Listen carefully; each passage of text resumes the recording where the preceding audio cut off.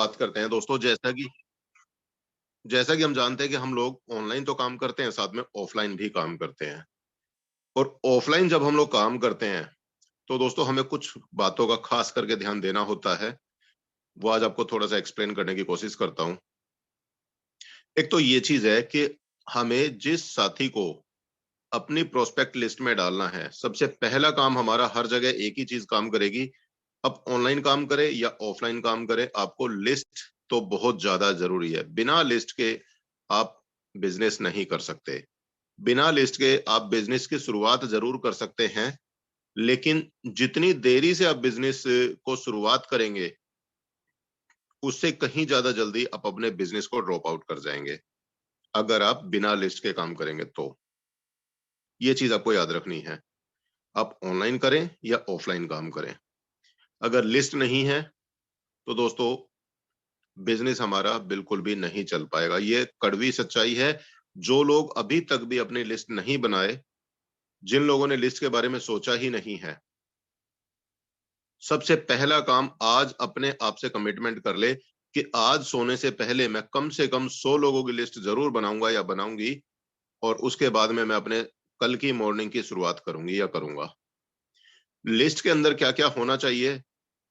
अब आप ऑफलाइन के लिए भी काम करते हैं तो जाहिर सी बात है, अब हमें हर तरीके के कैटेगरी के लोगों को हमें सोचना पड़ेगा और अपने लिस्ट में डालना पड़ेगा।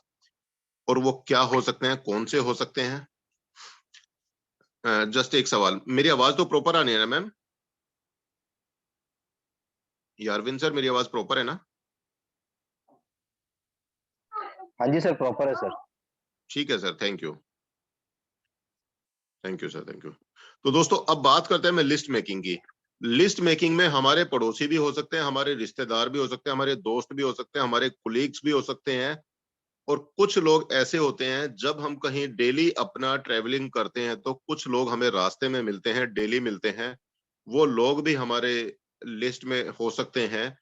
कोई अगर मान लिया कोई मेडिकल प्रैक्टिशनर्स हैं, कोई डॉक्टर हैं, तो उनके पास जो पेशेंट्स आते हैं वो भी उनके लिस्ट के अंदर हो सकते हैं। कोई अगर दुकान चलाते हैं तो दुकान पे आने वाले कस्टमर भी आपके लिस्ट के अंदर शामिल हो सकते हैं। और आप अगर कहीं के कस्टमर है, आप कहीं किसी दुकान पे जाते हैं, तो वो दुकानदार भी आपकी लिस्ट के अंदर आ सकता है। इन शॉर्ट मैं बात करूं, आपको मिलने वाला हर एक आदमी आपके लिस्ट के अंदर हो सकता है। और ज्यादा आसान कर दूं, हर 2 मीटर के अंदर आने वाला आपका आदमी, मान लिया आप जहां पर खड़े हैं, आपके 2 मीटर के रेडियस के अंदर जो भी आदमी आ जाए, वो आदमी आपके लिस्ट के अंदर होना चाहिए। अगर आपको ऑफलाइन काम करना है, और अगर ऑफलाइन काम करना है, बहुत तेजी से काम करना है, तो आपको एक चीज याद रखनी है कि आपको जो है ना, एक चुंबक की तरीके से अपना काम करना है। मतलब जो आदमी आपको मिल जाए, जो आदमी आपके 2 मीटर के रेडियस के अंदर आ जाए, उसको आपने अपनी प्रोस्पेक्टिंग करनी ही करनी है। और आपको उस आदमी को अपना फोन नंबर देना, उससे उसका फोन नंबर लेना, और साथ में उसका नाम, फोन नंबर, और अगर काम का पता लग जाए तो काम भी आपकी लिस्ट के अंदर शुमार होना चाहिए। मैं आपको बता दूं दोस्तों, अब ऑफलाइन जो मैंने काम किया, किस तरीके से काम किया, आज आपको वही अपना बता देता हूं। पहले जब मैं अपना ऑफलाइन काम करता था, मैं अपनी बाइक से निकला या अपनी गाड़ी से निकला, तो मुझे अगर कोई भी आदमी, जब बस स्टैंड पे कोई लोग खड़े नजर आते थे, मैं आते आते यूं मान लो कि 10-20 मीटर, 50 मीटर, 30 मीटर की दूरी पे से मैं उन लोगों को रीड आउट करता था कि कौन से आदमी को मुझे लिफ्ट देनी है। और जिस आदमी को मैं लिफ्ट देता था, मैं पहले से ही उसको बंदे का चेहरा या पर्सनैलिटी देख करके जजमेंट कर लेता था कि हाँ, ये आदमी मेरे काम का हो सकता है। मैं पर्टिकुलर टारगेट करके उसी आदमी को लिफ्ट देता था, और उसको गाड़ी में बिठा लिया या बाइक पे बिठा लिया। और जब तक वो मेरे साथ में चलता था, उसकी मंजिल पर उतारने से पहले पहले उस बंदे से मैं एक ऐसी बॉन्डिंग बना लेता था कि वो आदमी आने वाले 1 दिन, 2 दिन, 3 दिन के अंदर अंदर मेरे साथ में मेरा बिजनेस पार्टनर होता था। ये मैंने किया है दोस्तों। और ऐसे कई लोग आज मेरे साथ में हैं, मैं आपको बता दूं। कई लोग ऐसे हैं जो मुझे रास्ते में मिले, मैंने उनको पिक किया, और आज वो मेरे बिजनेस पार्टनर बन चुके हैं। और कहीं ना कहीं बहुत अच्छा बिजनेस मुझे उन्होंने दिया। ठीक है। तो आपको अगर कोई इस तरीके के लोग मिलते हैं, आपको उनको भी टारगेट करना है, छोड़ना नहीं है। कई बार जब हम अपने बस में, मेट्रो में, ट्रेन में ट्रेवल करते हैं, वहां आपको रीड आउट करना है कि अपने आप को इतना तेज बना लेना है, अपने नजरिए को इतना तेज कर लेना है कि आप सामने वाले को, बंदे को देखें और आपकी नजरें एक्सरे मशीन की तरीके से उस आदमी को स्कैन कर लें और आप जजमेंट कर पाओ कि हाँ, ये आदमी मेरे लिए परफेक्ट है और इस आदमी को मुझे बिजनेस के बारे में बताना है। और वो जजमेंट होता कैसे है दोस्तों? वो जजमेंट आप उस आदमी को सीधा जा करके हाय हेलो कर देंगे तो एकदम जजमेंट हमारा गलत हो सकता है। आप उसको 2 मिनट 5 मिनट उसको ऑब्जर्व करिए, उसको मॉनिटर करिए कि वो उसका बात करने का तरीका क्या है, उसकी फिजिकल एक्टिविटी क्या है, उसकी बॉडी लैंग्वेज क्या बोलते हैं, उसके फेस एक्सप्रेशंस क्या बोलते हैं। उन चीजों को जब आप एक बार जजमेंट करना शुरू करोगे, आपको अंदर से एक फीलिंग आ जाएगी कि हाँ, ये बंदा सही है या ये बंदा गलत है। आप उसको थोड़ा सा रीड करने की कोशिश करेंगे, आपको अपने आप ही शुरुआत के हो सकता है 2 4 10 दिन आप प्रॉपर तरीके से रीड आउट ना कर पाए, लेकिन जब आप लगातार इस चीज के ऊपर ध्यान देंगे, बहुत जल्दी आप लोगों को उन नए लोगों को रीड करना आ जाएगा कि हाँ, कौन से आदमी को मुझे टारगेट करना है। हर आदमी नेटवर्कर नहीं होता और हर आदमी जो है बेकार भी नहीं होता। तो थोड़ा सा आपको फोकस करना है उन लोगों के ऊपर जो आपको रूटीन में आपके करीब आते हैं, आपको मिलते हैं, आपको बस में, ट्रेन में, कहीं पर भी मिलते हैं, आपको उन लोगों को रीड आउट करना है। कई बार आपको ट्रेन के अंदर ही या मेट्रो के अंदर ही, बस के अंदर ही नेटवर्कर भी मिलते हैं और उन लोगों से बात करने में बड़ा मजा आता है। आप उनको भी बात कर सकते हैं। मैंने किया मैंने किया एक बार मेट्रो में एक लेडी अपनी बेटी के साथ में जा रही थी। उन्होंने अपने ड्रेस के ऊपर एक बैज लगा रखा था, weight lose now ask me how. मैं समझ गया कि ये कौन सी कंपनी के लोग हैं। मुझे पर्टिकुलर अगले ही एक स्टेशन पे उतरना था और हमारा मेट्रो में एक स्टेशन से अगला स्टेशन मुश्किल से 1 मिनट के अंदर अंदर आ जाता है, 2 मिनट मैक्सिमम। मुझे उतरना था नेक्स्ट स्टेशन पर। मैं उनको देख करके स्टक हो गया। मैंने कहा नहीं यार, मुझे नहीं उतरना, मुझे इनसे बात करनी है। मैंने अपने स्टेशन को छोड़ दिया। मैं अगले स्टेशन तक मैंने साथ में ट्रेवल किया और उनसे जैसे ही वो प्लेटफॉर्म पे उतरे, मैंने उनसे पूछा एक्सक्यूज मी मैडम। बातचीत हुई, मैंने अपना नाम बताया और बिल्कुल रेस्पेक्टफुली मैंने उनका नाम पूछा और बातें हुई। बातें होने के बाद विद इन 48 आवर्स वो मेरे बिजनेस में साइन अप हो चुकी थी और उन्होंने मुझे बिजनेस भी वहां से कई लाख रुपए का दिया, किसी प्रोडक्ट बेस्ड कंपनी में। तो दोस्तों, यहाँ पे मेरा कहने का मतलब क्या है कि हमें अपनी नजर को तेज रखना है और अंदर के डर को खत्म करना है कि मैं, सामने वाला कोई आदमी है या कोई औरत है, कोई लड़की है, कोई लड़का है, मैं उससे बात करूं तो अंदर झिझक नहीं होनी चाहिए। अपने अंदर का डर खत्म करके हमें बात करनी है। शुरुआत में आपको लगेगा, 2 दिन 4 दिन आपको लगेगा, बात करते हुए झिझक होगी, लेकिन जब आप खुल के आओगे ना मैदान में, डर किस चिड़िया का नाम है भूल जाओगे, खुल के बात कर पाओगे। और दोस्तों, खुल के जब आप बात करोगे ना, आपकी बातों के अंदर वो मैजिक होगा, सामने वाला आदमी आपको इमीडिएट कैच करेगा। तो यहाँ पे जस्ट मैंने आपको 2 4 चीजें बताई हैं कि आपको आपके जो भी नजदीक आ जाए ना, वो आदमी आपका प्रोस्पेक्ट लिस्ट में होना चाहिए। ठीक है। अब बात करते हैं उन लोगों से हमें बात कैसे करनी है। देखो, जो आपको ट्रैवल टाइम में मिलते हैं तो इसका मतलब वो कहीं ना कहीं अपनी नौकरी के लिए जाते हैं, बिजनेस के लिए जाते हैं। आप इजीली जजमेंट कर लेते हो, या कोई स्टूडेंट हो सकते हैं, कॉलेज जाते हैं, तो आप उनसे बातों बातों में अपना हालचाल पूछ करके, बात करके एक दूसरे को जान सकते हो कि सामने वाला करता क्या है। अब मान लेते हैं कि सामने वाला कोई अपनी नौकरी के लिए, जॉब के लिए अप डाउन करता है, डेली ट्रेन में, बस में ट्रेवल करता है। आप उससे हालचाल पूछने के साथ साथ में आप बात कर सकते हैं, भाई साहब आप कहाँ, कौन सी कंपनी में है, गवर्नमेंट जॉब है, प्राइवेट जॉब है, अच्छी सैलरी होगी या अच्छी नौकरी होगी, अच्छा स्टाफ होगा आपके साथ में।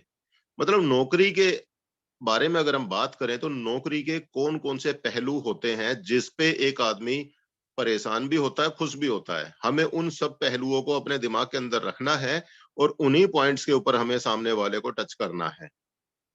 जब आप कहेंगे कि नौकरी तो बढ़िया है, मस्त चलती है, अच्छी सैलरी आती है, आपके पास अच्छा स्टाफ भी होगा, आप कहीं ना कहीं आप लीड करते होंगे, तो वो आदमी कहीं ना कहीं अपनी कमी बताएगा।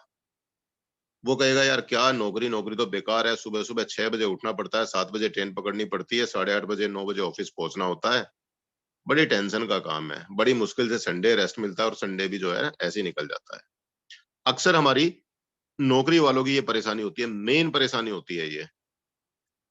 जब आप सामने वाले को टच करेंगे वो अपनी प्रॉब्लम बताएगा, तब आप उसको बात करें कि यार एक बात बताओ, चलो ठीक है अच्छी बात है, नौकरी हम तो चाहते हैं हम लोग नौकरी करें, लेकिन आपने तो हमें दूसरी चीजें बताई है, तो फिर यार एक बात बताओ, कुछ ऐसा ऑप्शन हो अगर आपको नौकरी करते करते और बेहतर आप अपनी लाइफ को कर पाओ, क्या ऐसी चीज जानने के लिए आप ओपन माइंड है क्या? आप अपनी इनकम बढ़ाने के लिए ओपन माइंड है क्या, बिना नौकरी को डिस्टर्ब किए? जब आप उसको बोलेंगे कि आप नौकरी के साथ में कोई बिजनेस करना चाहते हैं, मना करेगा। आप पूछेंगे कि कोई बिजनेस के लिए आप इंटरेस्टेड हैं, वो बंदा मना कर देगा। लेकिन अगर आपने उसको एक दूसरे तरीके से शब्दों को घुमा दिया, आपने पूछा उससे, क्या आप अपनी नौकरी को बिना डिस्टर्ब किए, आप अपनी इनकम को बढ़ाने के लिए आप ओपन माइंडेड हैं क्या? वो आदमी कहेगा बिल्कुल है। आपने पूछ लिया ना ओपन माइंडेड है, तो आदमी कहेगा यस मैं ओपन माइंडेड हूं। तो सर अगर आप ओपन माइंडेड हैं तो फिर मैं आपसे यही कहूंगा, आप मुझे 15-20 मिनट का, आधे घंटे का टाइम कब दे सकते हैं, जो मैं आज आपको एक ऐसी चीज में दे सकूं कि आप बिना अपनी जॉब को डिस्टर्ब किए आप अपनी लाइफ के अंदर एक बदलाव ला सकते हैं, अपनी इनकम को बढ़ा सकते हैं। और जिस इनकम के लिए या जिस काम के लिए आपको कहीं नहीं जाना, अपना जॉब को बिना डिस्टर्ब किए आप अपने बिजनेस को बिल्डअप कर सकते हैं। तो आगे फिर उसके जैसे सवाल होंगे, उसके सवालों को ही आपने ध्यान में रखते हुए अपनी बातों का आंसर देना है। जस्ट हमें एक सामने वाले के बंदे से एक दिमाग में एक ये वाला क्वेश्चन आ जाए कि क्यों या कैसे या क्या है। हमें किसी भी तरीके से उसके बातों से ये शब्द निकलवाना है कि वो आपसे पूछे ऐसा क्या है। जब हम अपनी बातें करेंगे उससे, तो बातों बातों में हमें ऐसे पॉइंट्स रखने हैं कि सामने वाला पूछे भाई ऐसा क्या है आपके पास या कैसे होगा। अभी तो हम पूछते हैं उनसे क्वेश्चंस, हमारी बातों में अब एक नया वर्ड जोड़ रहा हूं आज आपके लिए। हमारी बातों में जो हमारी बातें होंगी सामने वाले आदमी से, क्वेश्चंस लेवल पे ना हो, हमारी बातें उनसे होनी चाहिए किस लेवल पे? डिस्कशन मोड में। क्वेश्चन मोड में ना होकर के डिस्कशन मोड में हमारी बातें होनी चाहिए। उससे क्या होता है, उससे क्या होता है, जब हम सामने वाले से क्वेश्चन मोड में बात करते हैं तो सामने वाला कई बार अपनी ईगो पे ले जाता है बातों को, या कई बार वो इरिटेट हो जाता है। लेकिन जब हम उससे डिस्कशन मोड में बात करते हैं तो सामने वाला खुद आपसे क्वेश्चन करता है। और दोस्तों हम चाहते ही यही है कि सामने वाला क्वेश्चन करे और उसका आंसर देने में अलग मजा आता है। अब यहां से अब आपको मैं बता दूं डिस्कशन मोड क्या होता है या क्वेश्चन मोड क्या होता है। हमने सामने वाले से पूछा भाई आप जॉब करते हैं क्या, ये उसके लिए क्वेश्चन है। लेकिन हमने इसी सेंटेंस को बदल दिया, सर मुझे लगता है आप कहीं अच्छी जगह जॉब करते हैं, ये डिस्कशन मोड आ गया। जब आप बोलेंगे ना मुझे लगता है आप जॉब करते हैं क्या, तो सामने वाला कहेगा हाँ सर मैं जॉब करता हूं। लेकिन हमने पूछा क्या आप जॉब करते हैं क्या, पूछा क्यों भाई क्या बात हो गई, सर आप मुझे लगता है आप अच्छे बिजनेस में है सर, आप मुझे लगता है बहुत अच्छा बिजनेस बिल्डअप करते हैं। वो कहेगा हाँ। लेकिन अगर आपने पूछ लिया सर आपकी कोई बिजनेस करते हैं क्या, वो पूछा क्यों भाई, तो यहाँ पे ये आ गया क्वेश्चन मोड, एक आ गया डिस्कशन मोड। हमें सामने वाले से क्वेश्चन तो करना है बट उसको डिस्कशन वे में बात करनी है। जब आप डिस्कशन टाइप में अपनी बात रखोगे तो सामने वाला आपको आंसर दे देगा अपने आप ही के हाँ, और वो आपको पॉजिटिव आंसर देगा, नेगेटिव आंसर नहीं देगा। बस शब्दों का खेल है, ठीक है ना। तो इन चीजों का हमें ध्यान रखना है, जब भी हमें जो भी सवाल रखना है उसको हमें क्वेश्चन मोड में ना रखें, डिस्कशन मोड में रखें। आपको डेफिनेटली वहां से आपकी बातों के ऊपर ही सामने वाले का माइंड 50% मेकअप हो जाता है। अब खुद सोच के चले, अक्सर हम लोग जो है ना एक दूसरे से सवाल सुनना पसंद नहीं करते, हम डिस्कशन करना पसंद करते हैं।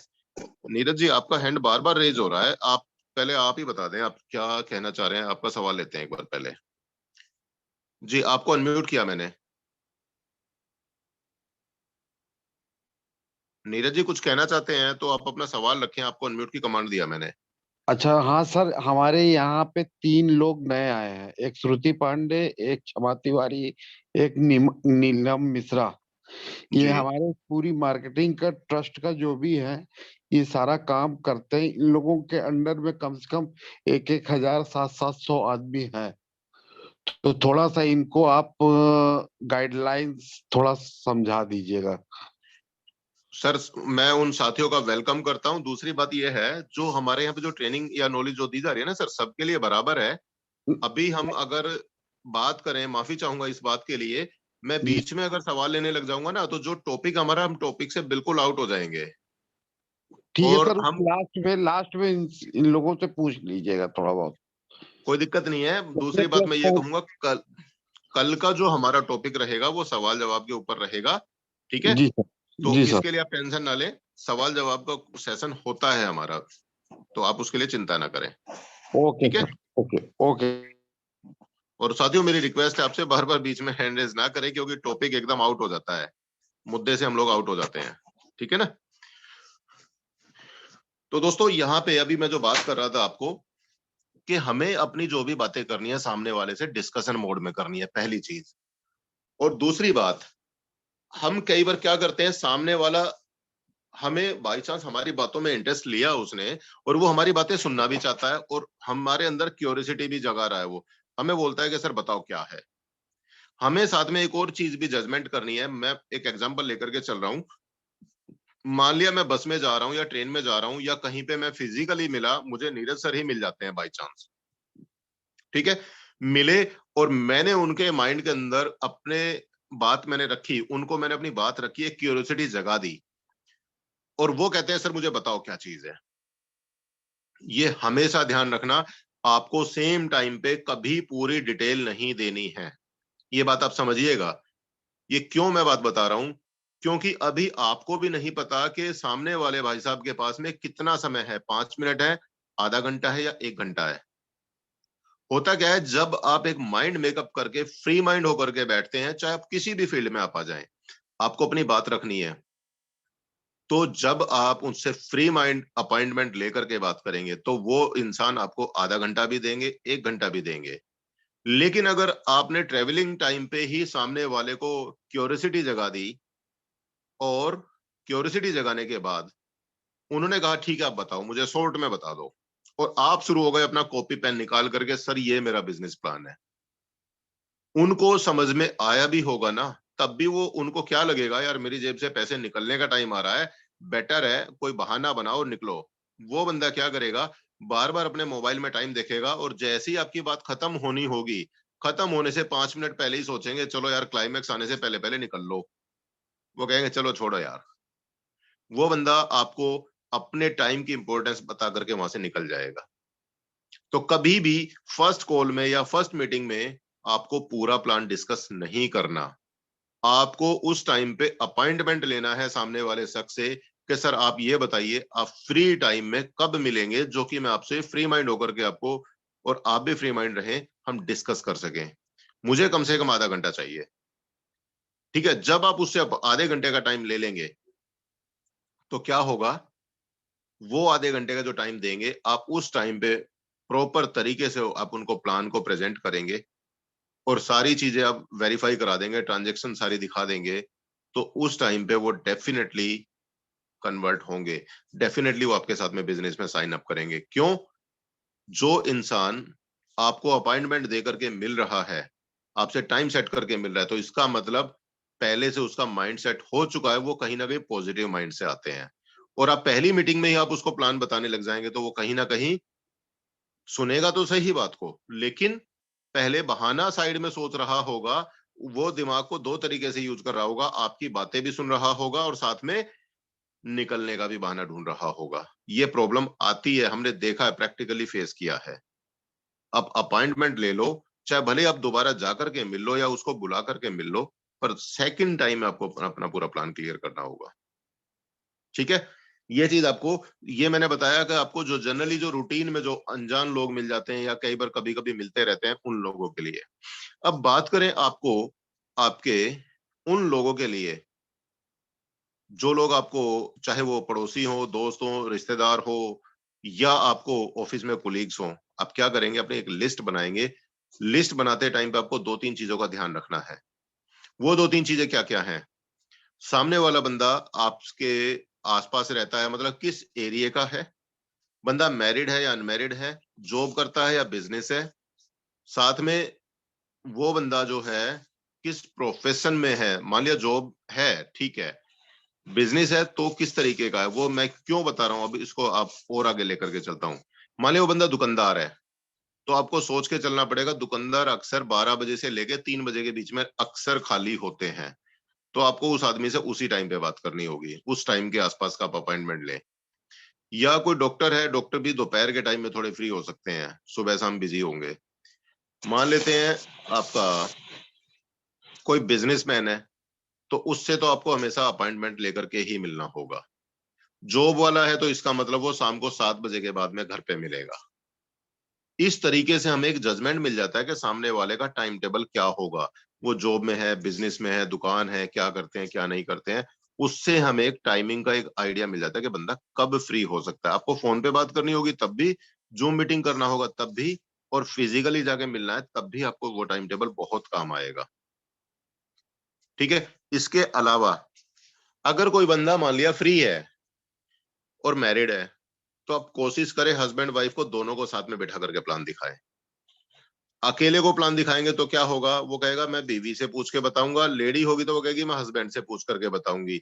वहां पे उसको अपना डिसीजन दूसरे के बहाने उसको हाँ या ना करने का मौका मिल जाता है। लेकिन अगर जब आप दोनों को एक साथ में प्लान दिखाते हैं, तो दोस्तों वहां पे अगर आपने प्लान दिखाया तो उन दो में से अगर एक को भी प्लान समझ में आ जाता है, तो वो जिसको समझ में आया दूसरे को भी अपने आप पॉजिटिव कर लेता है। लेकिन अगर आपने अकेले को प्लान दिखाया, अभी आपके सामने पॉजिटिव है, घर पे जाएगा, वहां जाने के बाद क्या होगा, कहीं ना कहीं माइंड चेंज हो चुका होगा, और घर पे जाने के बाद वो आधी अधूरी बातें बताएगा। अक्सर हमने देखा, जो मैंने बताया आप वही बातें किसी और को बताएंगे तो उसमें कम्युनिकेशन गैप आ जाएगा, आप प्रॉपर बातें नहीं बता पाओगे। तो वही चीज वहां पर भी होती है। जब वो दोनों को आप समझाएंगे, तो वहां पे आपको रिजल्ट आने के चांसेस बहुत ज्यादा बढ़ जाते हैं। ठीक है ना। तो ये चीज का आपको ध्यान ये भी रखना है कि मैरिड है, अनमैरिड है, किस तरीके से, या मान लिया अनमैरिड भी है, बट आपको एक जजमेंट ले लेना है कि यार ये बंदा खुद डिसीजन ले सकता है या ये अपने पेरेंट्स के ऊपर डिपेंड करता है। और अगर ऐसा है तो पेरेंट्स के साथ में आप मीटिंग अपॉइंटमेंट फिक्स कर लें। ये आपको अपने विवेक के हिसाब से डिसाइड करना होगा, सामने वाले के प्रोफाइल को देखते हुए। ठीक है, ये चीजें हो जाती हैं। इसके अलावा कुछ स्टूडेंट्स होते हैं, स्टूडेंट्स को भी आप, स्टूडेंट्स को तो उनके टाइम टेबल के हिसाब से आप बात कर ले वो किस टाइम पे मिल सकते हैं। स्टूडेंट्स को क्या है, उनको लेविश लाइफ चाहिए, उनको जो है अपनी लाइफ में बहुत सारा कुछ ऐसा चाहिए होता है जो पेरेंट्स से नहीं ले सकते या पेरेंट्स के सामने खुल के बात नहीं कर सकते, उसके लिए उनको एक्स्ट्रा इनकम चाहिए होती है। तो आप उनको उनके नजरिए से बात कर सकते हैं। ठीक है ना। अप्रोच करने के तरीके हमारे बहुत सारे हो सकते हैं, बहुत सारे। किस तरीके से, अब आपको एक नया तरीका भी बता देता हूं।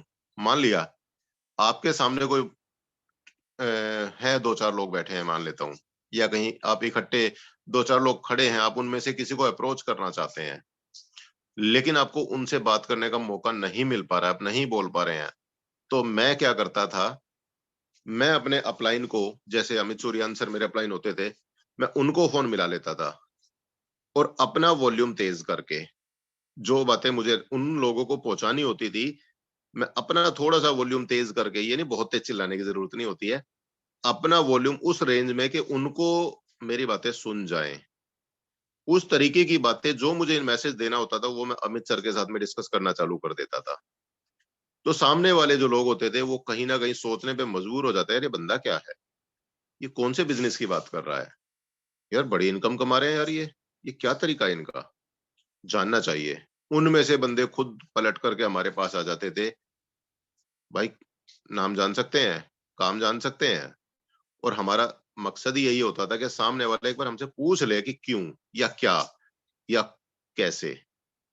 बस वो हमें सामने वाले का क्वेश्चन मिल जाए, सामने वाला एक बार क्वेश्चन करता था, वो बंदा हमारे साथ में ज्वाइन होता था। ये हमने बहुत बार किया है, ठीक है ना। साथ में जब अपना सामने वाला जो इंसान जिस भी तरीके के फील्ड में है, जो भी कुछ करते हैं, हमें अक्सर जब भी हमें बात करनी है, थोड़ा सा उसके बिजनेस के बारे में, उसकी जॉब के बारे में हमें नकारात्मक बात नहीं करनी कभी भी। ये हमेशा आपको याद रखनी है। बात करनी है कैसे? मान लिया सामने वाला जॉब करता है, तो आपको उसकी जॉब को अप्रिशिएट करना है। सर बढ़िया है सर, बहुत अच्छे है सर, मैं तो ऐसे लोगों को पसंद करता हूँ सर जो एक अच्छे प्रोफेशन में होते हैं, जॉब करते हैं सर, मैं भी चाहता था एक अच्छे ऑफिस में मेरी नौकरी हो। आप जब उसके बिजनेस को या उसकी जॉब को आप अप्रिशिएट करेंगे, वो अपने आप उसकी कमी बताएगा, ये गारंटी है, वो अपने आप बताएगा। लेकिन अगर आप उसको उसके काम की कमी बताएंगे, उसकी ईगो हर्ट हो जाएगी, वो कमी सुनना बिल्कुल भी पसंद नहीं करेगा, वो फिर आपको उसके फायदे गिनाएगा। ये दोस्तों इंसानी फितरत है, सच्चाई बता रहा हूं। जब हमसे हमारी जॉब के बारे में कोई बात करता है और हमें कहता है ना कि अरे यार मस्त है तुम्हारी जॉब, तो यार एसी रूम में बैठते हो, फिर हम बताते हैं अरे भाई आपको क्या पता, दिन में हम एसी के रूम एसी रूम में बैठते हैं और शाम को हमें तेल ग्रीस भी लगाना पड़ता है। दिन में हम यहाँ पे टाई लगा करके ऑफिस में बैठते हैं, शाम को मशीनों की धूल भी साफ करते हैं। फिर हम बताते हैं दूसरे तरीके से। ये एक सच्चाई है दोस्तों, ये फितरत है, इंसानी फितरत है। तो आप सामने वाले की बड़ाई करें, सामने वाले के बिजनेस को अप्रिशिएट करें, सामने वाले के प्रोफेशन को अप्रिशिएट करें, वो अपने आप उसकी डिमेरिट्स बताएगा, और जैसी वो कमी बताए आप अपने बिजनेस प्लान के साथ में उसकी कमियों से रिलेटेड बातों को अप्रिशिएट करके बताएं। मान लिया सामने वाला कहता है मेरे पास में टाइम नहीं होता, सर ठीक है, बहुत अच्छी बात है, टाइम नहीं होता, इंसान को बिजी रहना चाहिए, और सर बिजी रहना इंसान की प्रोग्रेस को दर्शाता है। आपने उसको अप्रिशिएट कर दिया, साथ में आप उसके अपने दो चार सेंटेंस चिपका दें कि सर अच्छा है बिजनेस, अच्छा है आप बिजी रहते हैं, सर एक बात बताइए, बिजी रहते तो इसका मतलब आपकी इनकम भी अच्छी खासी होगी सर, घर परिवार भी मस्त एंजॉय करता होगा। जो भी आपको सुटेबल सेंटेंस लगते हैं वो आप यूज करें, तो सामने वाला उनमें अपने आप बता देगा क्या इनकम है, बस वही वाली बात है, दाल रोटी चल रही है। तो सर एक बात मैं जानना चाहूंगा, आप इतने बिजी रहते हैं और फिर अभी ये पोजीशन है, तो सर एक अगर आप चाहें तो मैं एक सजेशन दूं, अगर आप थोड़ा मैं डिस्कस करना चाहता हूं, अगर आप इंटरेस्टेड हैं इस बात के लिए तो। बोले क्या? फिर आप बोल सकते हैं कि सर आप अपने इसी टाइम को यूटिलाइज करते हुए अपनी लाइफ को और बेहतर करने के लिए ओपन माइंडेड हैं क्या? या आप कुछ ऐसा जानना चाहेंगे कि आप बिना टाइम को अलग से लगाए, बिना टाइम किल किए, इसी टाइम को और बेहतर यूज करते हुए आप अपनी लाइफ में और अच्छा इंप्रूवमेंट कर सकते हैं। तो आप अगर ऐसी बातें जानने के लिए अगर आप ओपन माइंडेड हैं, तो सर आप मुझे बताएं। एक बार आपके 15 से 20 मिनट जरूर लगेंगे, लेकिन आपको कुछ ऐसी चीजें मैं डिस्कस कर सकता हूं जिसके चलते आप अपने अंदर एक बदलाव और अपनी इनकम के अंदर भी एक इम्प्रूवमेंट ला सकते हैं। तो ये बात डेफिनेटली वो बंदा उसको एक्सेप्ट करेगा, सुनेगा और आपको टाइम देगा। तो ये थोड़ी कुछ चीजें चीजें होती हैं, थोड़ी थोड़ी चीजें होती है, थोड़ा सा हमें इन चीजों के ऊपर फोकस करना है। अभी एक बात आई थी लिस्ट वाली, मैं वापस आ गया लिस्ट के ऊपर ही। लिस्ट में आपने अपने जो भी लोगों के नाम डाले, आपको एक चीज ध्यान रखनी है, उनमें कुछ कॉन्टेक्ट आपके हॉट कॉन्टेक्ट होंगे, कुछ वार्म कॉन्टेक्ट होंगे, कुछ कोल्ड कॉन्टेक्ट होंगे। हॉट, वार्म और कोल्ड में क्या डिफरेंस होता है आपको बता दूं। हॉट कॉन्टेक्ट वो होते हैं दोस्तों जिनको आपने एक बार बोला और उन्होंने काम कर दिया। वार्म कॉन्टेक्ट वो होते हैं जिनको आपने एक बार बोला वो इग्नोर करेंगे, दूसरी बार बोला वो थोड़ा पॉजिटिव होंगे, तीसरी बार बोला तो वो आपके साथ में बिजनेस में साइन अप हो जाएंगे। वार्म कॉन्टेक्ट को हल्का सा पुश करना पड़ता है। और कोल्ड कॉन्टेक्ट वो होते हैं दोस्तों जिनको आप जितना मर्जी बोल दो, उनको हर चीज बता दो, बट वो कभी भी टस से मस नहीं होने वाले। और अगर आपको बहुत जल्दी ग्रोथ चाहिए, तो सबसे पहले आप हॉट कॉन्टैक्ट को आप अप्रोच करें, उसके बाद में आप वार्म कॉन्टैक्ट के ऊपर जाएं, और कोल्ड कॉन्टैक्ट को तो बिल्कुल छोड़ दें, फिलहाल छोड़ दें, उनको अपनी वेटिंग लिस्ट में डाल दें, अपनी उसमें डाल दें, ब्रॉडकास्ट में डाल दें, वो आपको देखते रहेंगे, उनमें से कुछ लोग उठ करके अपने आप आ जाएंगे। साथ में हॉट वार्म तो ये तो हो ही जाएगा, लिस्ट मेकिंग के लिए आपको क्या करना है, आपके फोन नंबर में, मोबाइल में जितने नंबर हैं, आपको उनको सेलेक्ट करके उसमें से लिस्ट बनानी है। उसके बाद सोशल मीडिया से नंबर निकाल करके लिस्ट बनानी है। आपको जो भी आपके फ्रेंड सर्कल में लोग आते हैं, उनके थ्रू अपने कॉन्टेक्ट लिस्ट बढ़ानी है। कई बार क्या होता है, आपको एक बात और बता देता हूँ, कई बार जो बिल्कुल अनाड़ी लोग होते हैं, वो भी आपको बहुत अच्छे कॉन्टेक्ट दे सकते हैं। हमें लगता है कि यार ये आदमी निकम्मा है, ये आदमी कुछ काम नहीं करता, ये हमें कॉन्टेक्ट नहीं दे सकता। ये हमारी बहुत बड़ी गलतफहमी होती है। मैं आपको बता दूं, मेरी पिछली कंपनी में, पिछले जो प्रोजेक्ट पे मैं काम कर रहा था, उस प्रोजेक्ट में मुझे एक आदमी ऐसा मिला था जिसने अपनी आईडी लगाई, और आईडी जब लगाई उसने अपने साथ में सिर्फ एक आदमी को लेकर के आया था, 2 आदमियों को, मुझे नाम भी याद है, विजय सिंह और एक बोधराज जी। उन 2 आदमियों को लेकर के आया था, और जिस आदमी के थ्रू वे 2 लोग मिले, उनमें से जो पहले मिला था वो था रवि, 4 दिन के अंदर अंदर वो गायब हो गया था। दूसरा था विजय, विजय 1 हफ्ते 2 हफ्ते बाद गायब हो गया था। लेकिन बात करूं दोस्तों, इन दोनों के थ्रू जो मुझे बोधराज जी मिले, बोधराज जी के माध्यम से आज मेरी पिछली कंपनी में लगभग 10,000 लोगों की टीम है। आप हैरान हो जाएंगे जानकर के 10,000 लोगों की टीम है बोधराज जी के थ्रू, और बोधराज जी वहां पे डायमंड है पिछली कंपनी में। लेकिन हुआ क्या था, जैसे ही उन्होंने मेरी स्टेटस देखा था अगली कंपनी का, मतलब फोर्साज का, मेरी आईडी को ब्लॉक कर दिया गया था। इसलिए मैं पलट करके भी नहीं देखता कि कहाँ वो कंपनी है, कहाँ वो टीम है। जस्ट मेरा बताने का इशारा ये था कि कई बार हमें राह चलते अनजान लोग भी इस तरीके से बहुत बड़ा बिजनेस दे जाते हैं। आपकी नजर में, आपकी लिस्ट में हर एक आदमी जो आपके कांटेक्ट में आ सकता है, अब मुझे बताने की जरूरत नहीं है कि आपको वो आदमी बस में मिलेगा, ट्रेन में मिलेगा, हॉस्पिटल में मिलेगा, कोर्ट में मिलेगा, या दुकान पे मिलेगा। इन शॉर्ट मैंने बोल दिया आपको, आपके हर 2 मीटर, मतलब 2 मीटर की रेंज में हर एक आदमी आपका प्रोस्पेक्ट हो सकता है। ये चीज को आपको ध्यान रखना है। अब ये आपके ऊपर निर्भर करता है कि आप किस किस को टारगेट करते हैं, किस किस को अप्रोच करके आप अपने सिस्टम में लेना चाहेंगे। ये चीजें बहुत काम करती हैं। और ये चीज दोस्तों मैं आपको बता दूं, लिस्ट आपकी एक बार बन गई तो ऐसा नहीं है कि वो लिस्ट आपकी वहीं पे खत्म हो जाएगी, नहीं। उस लिस्ट में डेली आपके 10-20 नए नाम जुड़ते रहने चाहिए, हर रोज 10-20 नाम जुड़ते रहने चाहिए। आपको एक और कमाल की बात बता दूं, एक बार क्या हुआ था हमारे साथ में। हम एक कंपनी के प्रोग्राम में जा रहे थे, उस कंपनी का इवेंट था, और हमें रास्ते में एक ट्रैफिक पुलिस वाले ने रोक लिया था। हम गाड़ी में ज्यादा लोग थे, ज्यादा होने की वजह से उसने हमें हाथ दिया, हमें रोका। वो हमारा चालान काटने के लिए चला था, लेकिन हमने उस बंदे को उस तरीके से हैंडल किया, हमारा चालान तो काटा नहीं पर हमने उसका चालान काट दिया। मतलब वो आदमी अगले ही दिन हमारे साथ हमारे बिजनेस में साइन अप हुआ था। दोस्तों वो चीज थी। ये बात है राजा गार्डन की, दिल्ली में राजा गार्डन एक जगह है, वहां हमें एक ट्रैफिक वाले ने रोका, और वो हमारा चालान काटना चाह रहा था। वो हमारे साथ में 6,990 रुपए से ज्वाइन हुआ, और उसने आगे कई लोगों को रिक्रूट भी किया।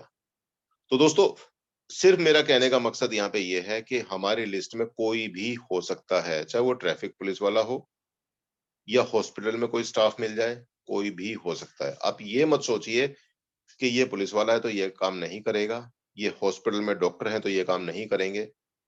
कोई भी हो सकता है। अब ये आपको सोचना है किस तरीके से। और ऑनलाइन की ट्रेनिंग तो हम काफी दिन से देते ही आ रहे हैं। बाकी इसके लिए मैं और बेहतर टॉपिक में बनाऊंगा, बेहतर सिलेबस और बनाऊंगा मैं, उसके बाद में मैं फिर और भी बेहतर तरीके से इसको डिस्कस करूंगा। तो फिलहाल अभी जो कुछ आया दिमाग में वो मैंने आपको बताया, और अब